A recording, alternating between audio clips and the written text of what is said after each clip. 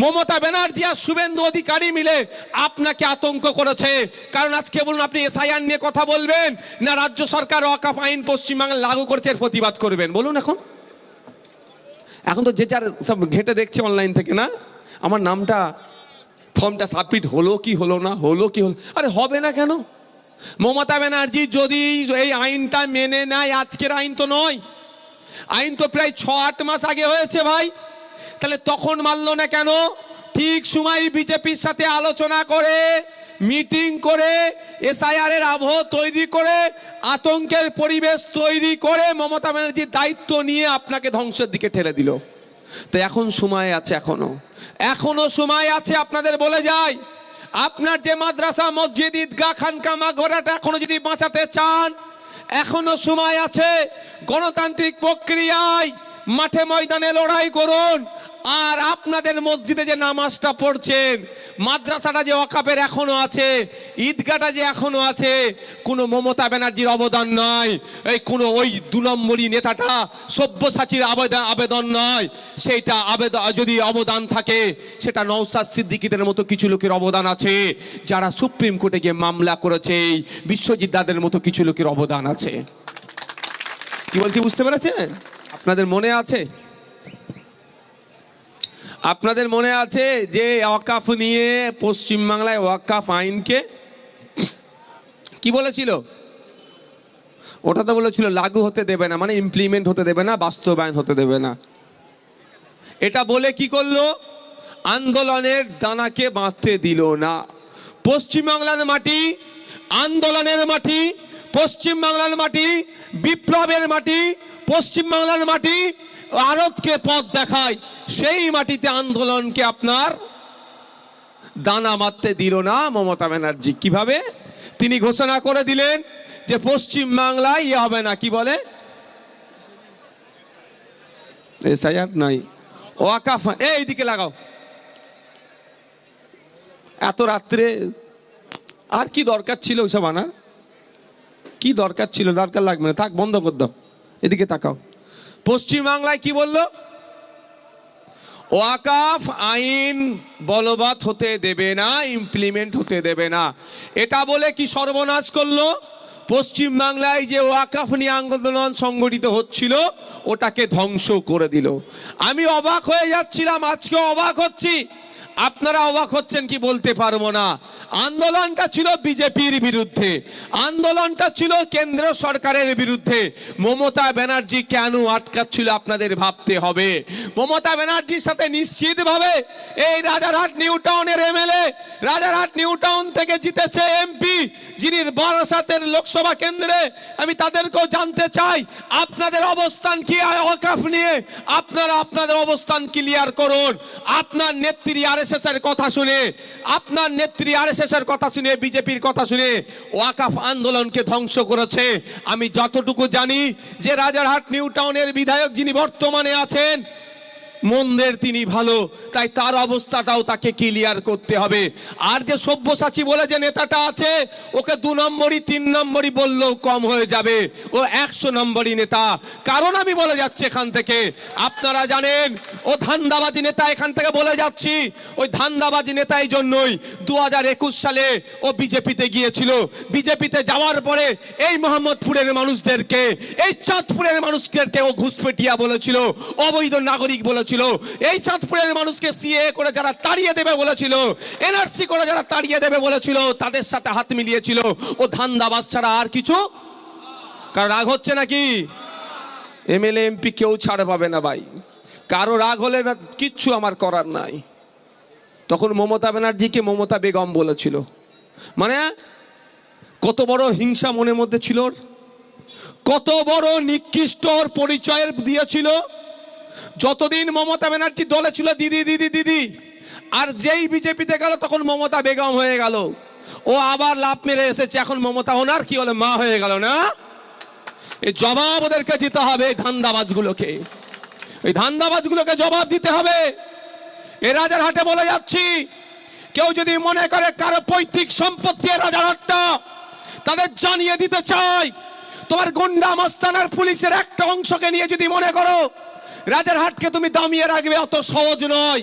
অনেক হয়েছে রাজারহাটের মানুষের সাথে অন্যায়, অনেক হয়েছে, আর অন্যায় হবে না। রাজারহাটের মানুষ মাথা তুলে থাকবে। আপনি মাননীয় পশ্চিম বাংলার মসনদে আছেন, আপনার দরকার শিক্ষা, স্বাস্থ্য, কর্মসংস্থানের আমূল পরিবর্তন করা। তার পরিবর্তে আপনি ধর্মস্থান তৈরি করে যাচ্ছেন, একটা নির্দিষ্ট ধর্মের মানুষের করছেন বলে আমি বিরোধিতা করব না। আপনি যদি মসজিদ করেন তারও আমি বিরোধিতা করব, কারণ সরকারের কাজ মন্দির মসজিদ তৈরি করা নয়। সরকারের কাজ হচ্ছে মন্দির মসজিদে যারা যাচ্ছে তাদের রুজি রুটি কীভাবে বৃদ্ধি হবে তার ব্যবস্থা করা। মন্দির মসজিদে যারা যাচ্ছে তারা অসুস্থ হলে কীভাবে চিকিৎসা পরিষেবা ফ্রিতে পাবে তার ব্যবস্থা করা। সরকারের কাজ হচ্ছে এই মন্দির মসজিদে যারা যাচ্ছে তাদের পরিবারের বাচ্চাগুলো স্কুলে গিয়ে বিনামূল্যে যাতে সঠিক শিক্ষা পায় তার ব্যবস্থা করা। সুতরাং আপনি মন্দির করেছেন বলে আপনার আমি বিরোধিতা করছি এরকম ব্যাপার নয়। আপনি মসজিদ করলেও আপনারও বিরোধিতা আমি একইভাবে করব। আপনি গির্জা করলে আপনার একইভাবে বিরোধিতা করব। আপনি গুরুদুয়ারা করলে আপনার একইভাবে বিরোধিতা করব। ধর্মপ্রাণ মানুষ মন্দির মসজিদ গির্জা গুরুদুয়ারা যার যেটা ইচ্ছা করবে, ওটা আমার কোনো প্রশ্ন নাই। কিন্তু সরকারের কাজ মন্দির মসজিদ তৈরি করা নয়। সরকারের কাজ নাগরিককে ভালো রাখা, নাগরিকের লাইফস্টাইলের আপগ্রেড করা। কিন্তু দুর্ভাগ্য আমাদের, আমরা কি দেখছি, সরকার শুধু মন্দির তৈরি করতে ব্যস্ত। বিজেপির সাথে তাল মিলাচ্ছে, কম্পিটিশনে যাচ্ছে কে কত বড় মন্দির তৈরি করতে পারে, কে কত মন্দির তৈরি করতে পারে। আমি রিসেন্ট খবর পাচ্ছি এই রাজারহাট নিউ টাউন এলাকায়, যেটা আপনাদের পূর্বপুরুষের জমি ছিল, যেটাকে অ্যাকোয়ার করা হয়েছিল, আপনারা দিয়েছিলেন সুন্দর একটা শহর তৈরি হবে, স্বাস্থ্য কেন্দ্র তৈরি হবে, হেলথ ডিপার্টমেন্টের জায়গা, যেটা আজকের বাজার মূল্য প্রায় 1100 কোটি টাকা। ওই টাকা দিয়ে নাকি এখানে মমতা ব্যানার্জি হিন্দুত্বের পলিটিক্স করার জন্য, হিন্দু ভাইদেরকে মন খুশি করার জন্য, হিন্দু ভাইদের ভোট পাওয়ার জন্য নাকি একটা দুর্গ অঙ্গন করছে। মুসলমানদের ভোট তো বিজেপির ভয় দেখি পকেটে ঢুকিয়ে নিয়েছে। এখন দরকার কি, আমার কিছু হিন্দু ভাইদের ভোট, তাহলে বাজি মাত হয়ে যাবে। সেই জন্য কি করছে, আপনার 400 কোটির ওপরে জগন্নাথ ধাম, 25 একর জায়গা আপনার এতে দার্জিলিংয়ে, আবার এখানে হচ্ছে আগামী দিনে অনেক জায়গায় হয়তো করতে পারে। কিন্তু আমার প্রশ্ন এখানে, যেটা হেলথের জন্য যে জায়গাটা বরাদ্দ করা হয়েছিল হেলথ ডিপার্টমেন্টেরকে, সেই জায়গাতে উনি করছে, 1 নম্বর। দ্বিতীয় কথা যেটা হচ্ছে, আপনারা অবাক হবেন, আপনাদের এলাকারই ঘটনা, যে আমি এসেছিলাম ছাপনাতে নাকি ছাতনা পাথরঘাটাতে প্রথম মসজিদের জায়গাটা দখল করার চেষ্টা করেছিল। আমি এসে পৌঁছে গেছিলাম, যেটা মসজিদ অলরেডি আছে, এসে পৌঁছেছিলাম, ওটা বিধানসভায় তুলেছিলাম, ওই জায়গাটাতে আর নজর দেয়নি। এরপরে মসজিদের জায়গাটাতেও হিটকো দখল করে বিক্রি করে দেওয়ার চেষ্টা করছে। অবাক হওয়ার কাণ্ড তো নয়, তার কি বলবো, যেখানে মমতা ব্যানার্জি 1100 কোটি টাকার প্রপার্টি মন্দিরের হাতে তুলে দেওয়ার চেষ্টা হচ্ছে, আর সেখানে মসজিদের জায়গা মমতা ব্যানার্জির হাতের মাধ্যমে চুরি হয়ে যাচ্ছে। তাই আমি বলে দিতে চাই মমতা ব্যানার্জিকে, আপনি সরকারে আছেন, রাজধর্ম পালন করুন। আপনি কোনো নির্দিষ্ট ধর্মের মন্ত্রী নয়, নির্দিষ্ট ধর্মের মানুষের ভোটে আপনি নির্বাচিত হননি, বা ওই সিস্টেমও নয়। আপনাকে নিরপেক্ষ থাকতে হবে। আপনার কাজ মন্দির মসজিদ তৈরি করা নয়। ওই 1100 কোটি টাকার প্রপার্টিতে ওখানে যদি আপনি একটা ভেলোরের মতো হসপিটাল তৈরি করতেন, বা কলকাতার আরজি করের মতো স্টার হসপিটাল তৈরি করেন, তাহলে এখানে উত্তর 24 পরগনা জেলার মানুষ ওখানে গিয়ে বিনামূল্যে চিকিৎসাটা পেত, সঠিক চিকিৎসা পেত। তার পরিবর্তে আপনি মানুষকে ধর্মীয় রাজনীতি রাফিন খাওয়ানোর চেষ্টা করছেন, ক্ষমতার মসনদে থাকার চেষ্টা করছেন। আপনাকে আমরা হুঁশিয়ার দিতে চাই, হ্যাঁ, আপনাকে আমরা সতর্ক করছি, যদি কোনো মসজিদের জায়গা 1 ইঞ্চি আপনি অন্যায়ভাবে নেওয়ার চেষ্টা করেন, আপনার মাথায় রাখবেন 2021 সালের আগে অনেক নোংরামি করেছেন। 2021-এর পরে ইন্ডিয়ান সেকুলার ফ্রন্ট নামে রাজনৈতিক দলের আত্মপ্রকাশ করেছে মন্দিরের জায়গা বাঁচানোর জন্য, মসজিদের জায়গা বাঁচানোর জন্য, গুরুদুয়ারার জায়গা বাঁচানোর জন্য, জাহেরস্থানের জায়গা বাঁচানোর জন্য। কেউ আগিয়ে আসুক আর নাই আসুক, ইন্ডিয়ান সেকুলার ফ্রন্ট আগিয়ে আসবে, খামচিহ্ন আগিয়ে আসবে, এবং ইঞ্চিতে ইঞ্চিতে বুঝে নেবে, সামনে থেকে লড়াই করবে, গণতান্ত্রিক প্রক্রিয়ায় ওই জমিগুলো উদ্ধার করবে। এরা একদিকে মুসলমানকে ভালোবেসে তো অবাক, একদম হার্টফেল হয়ে যাচ্ছে। একটা রাজারহাট নিউ টাউনে একটা মসজিদ আছে নামাজ পড়ার মতো, মেন জায়গাতে, সেক্টর 5 এলাকাতে। বলুন, তাহলে যদি সত্যিকারের অর্থে আপনাকে ভালোবাসতো একটা জায়গা দিত, উল্টে আপনার জায়গা কেড়ে নিচ্ছে। ব্যাপারটা হচ্ছে, আপনাদের বলি, এটা আমি আপনাকে উস্কাচ্ছি না ভাই, আমি উস্কানোর পক্ষে নয়। আপনারা জানবেন, আমার পাস্ট রেকর্ড জানতে হবে। আইএসএফ এর পাস্ট রেকর্ড জানতে হবে। দিনাজপুরের চোপড়া বিধানসভা, ওখানে আদিবাসীদের 34 থেকে 40টি বাড়িকে পুকুরে আগুন লাগিয়ে দিয়েছিল, কেউ তাদের পাশে গিয়ে দাঁড়ায়নি। খাম চিহ্ন চলে গিয়েছিল, আইএসএফ চলে গিয়েছিল, আমি গিয়েছিলাম, তাদের পাশে দাঁড়িয়েছিলাম। শুধু দাঁড়িয়ে থাকা নয়, ওদের জাহের থানের কাছে ওদের ধর্মীয় একটি ধ্বজা আছে, সিম্বল থাকে, সেটা ওই দুষ্কৃতীরা কেটে ফেলে দিয়েছিল। মাসে লাগাই মাছটা কেটে ফেলে দিয়েছিল। এতটাই আতঙ্কিত ছিল যে তারা নতুন করে আবার ওই বাঁশটা পোতার মতো সাহস দেখাতে পারছিল না। আমি ওখানে গিয়েছিলাম, ওখানে গিয়ে ওদের সাথে কথা বলেছি, খাবার ব্যবস্থা করেছি। দীর্ঘদিন ওদের খাবারের ব্যবস্থা এই খামচিহ্ন করেছিল। শুধু তাই নয়, জানিয়ে রেখে দিতে চাই আপনাদের, আজকে রাজারহাটে এসে মসজিদের জায়গার দিকে যারা আগুন তুলছে তাদের বিরুদ্ধে যেমন বলছি, ওই দিনকে আমি দাঁড়িয়ে থেকে তাদের ধর্মীয় ধ্বজা ওখানে পুঁতিয়েছি এবং বলেছিলাম কারো সাহস থাকলে আসুক, তার হাতটাকে আমরা গুড়িয়ে দেব যদি কেউ ধর্মীয় ধ্বজার দিকে হাত বাড়ায়। তাহলে আমার কি জাত চলে গিয়েছিল নাকি? ও তখন আমি সেকুলার ছিলাম, আর এখন মসজিদের জায়গা বাঁচাবার কথা বললে আমি কমিউনাল হয়ে যাব, ওতে আমি পরোয়া করি না ভাই। আমার সামনে যে অন্যায় হবে, অন্যায়ের বিরুদ্ধে আমি কথা বলবো।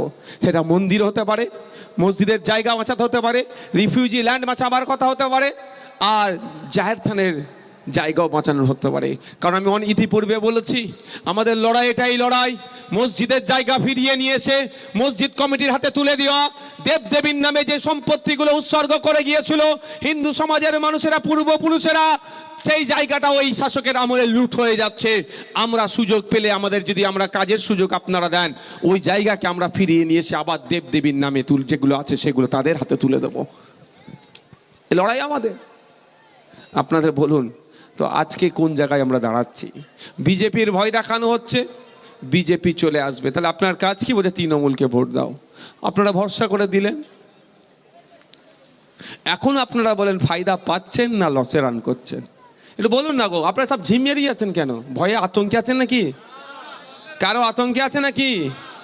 আমি একটা কথা বলবো আপনাকে, আপনারা, আমি তারপরেও বলছি, শুনছি নাকি পাথরঘাটা অঞ্চলে কোন একটা তৃণমূলের নেতা বলেছে নাকি এখানে ঢুকতে দেওয়া যাবে না।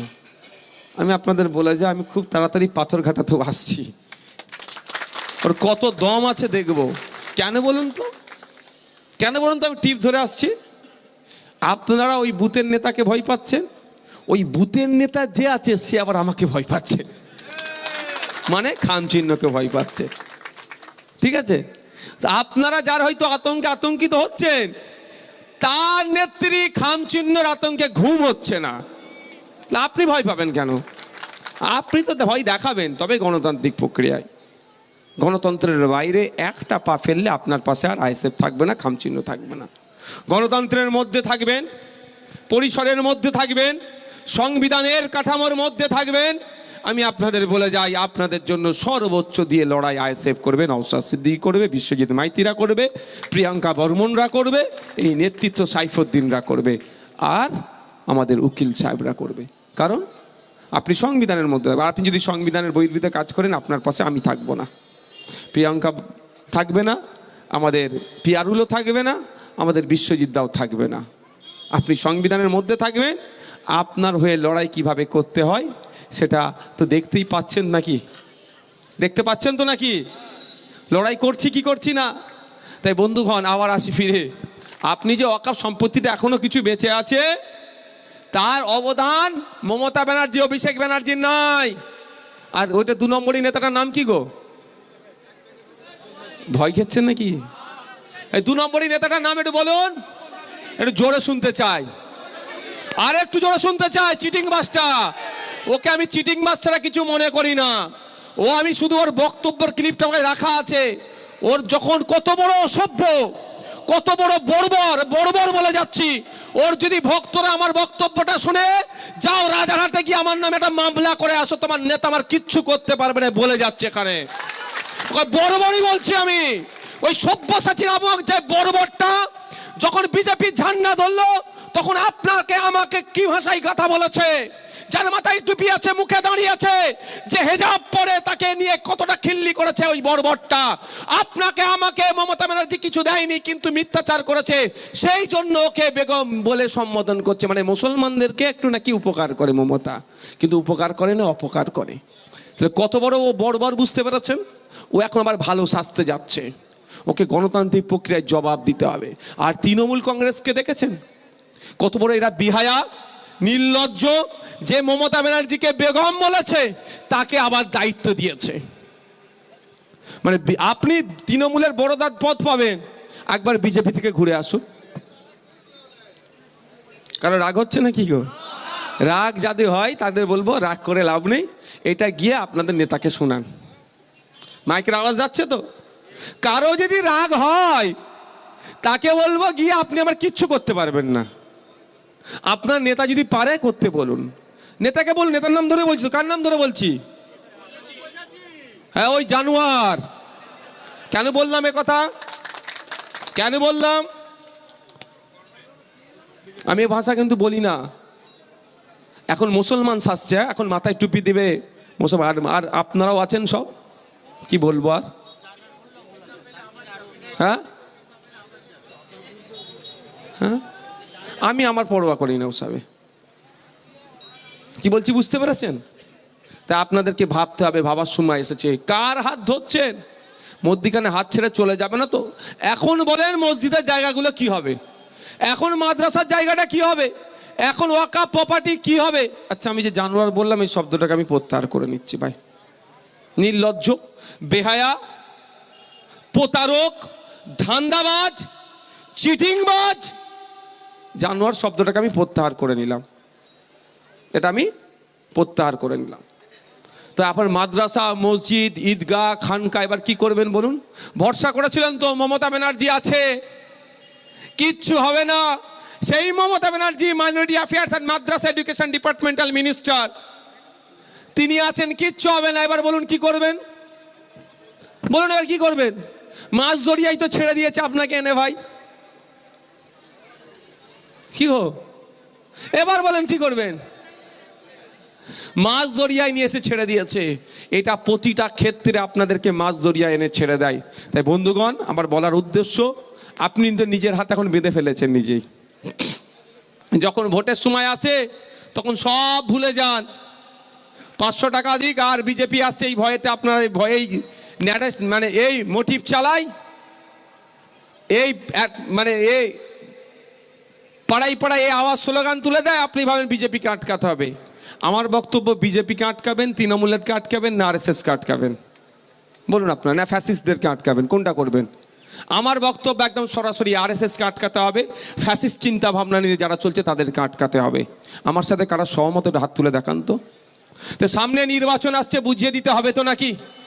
সামনে নির্বাচন আসছে, বুঝিয়ে দিতে হবে যে আমার উপকারে তুমি আসুনি। যখন আমি বিপদে পড়েছিলাম, আমার মাদ্রাসা, আমার মসজিদ, আমার ঈদগাহ, আমার খানকা বিজেপি আইন করে যখন কেড়ে নেওয়ার চক্রান্ত করেছিল, তুমি আমাকে দিল্লি যাওয়ার নিদান দিয়েছিলে। 2026 নির্বাচন আসছে, আমি আমার বাড়ির সামনে দরজাতে নোটিফিকেশন হওয়ার সাথে সাথে লিখে দেব যে আমার বাড়ির সামনে তৃণমূল ভোট চাইতে আসবে না, ভোট চাইতে গেলে তুমি দিল্লিতে গিয়ে ভোট চাও।